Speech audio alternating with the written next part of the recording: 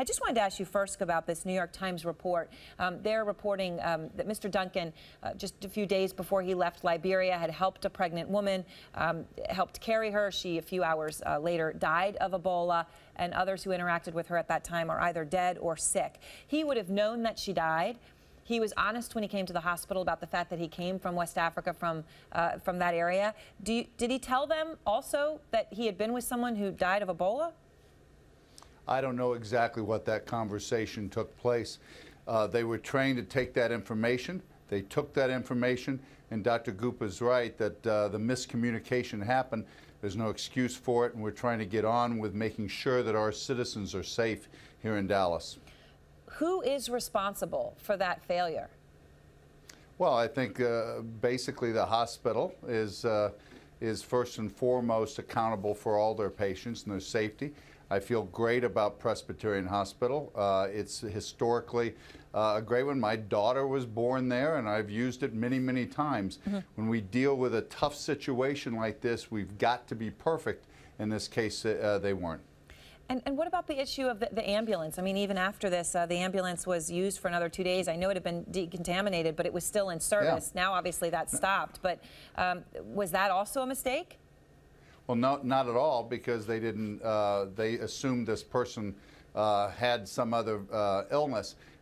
Once they came back and picked him up, they realized this guy was from West Africa, and they then put all their gear in place. They had their protocol, and they followed it exactly.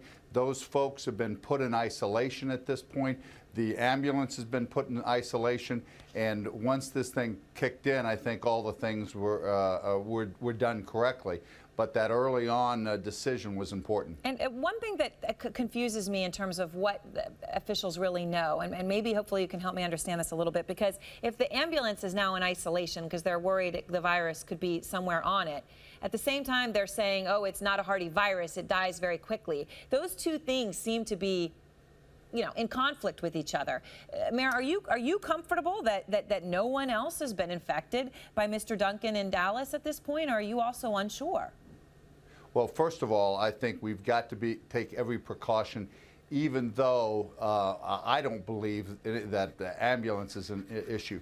We know that he contacted some people, okay, up to maybe 20 individuals.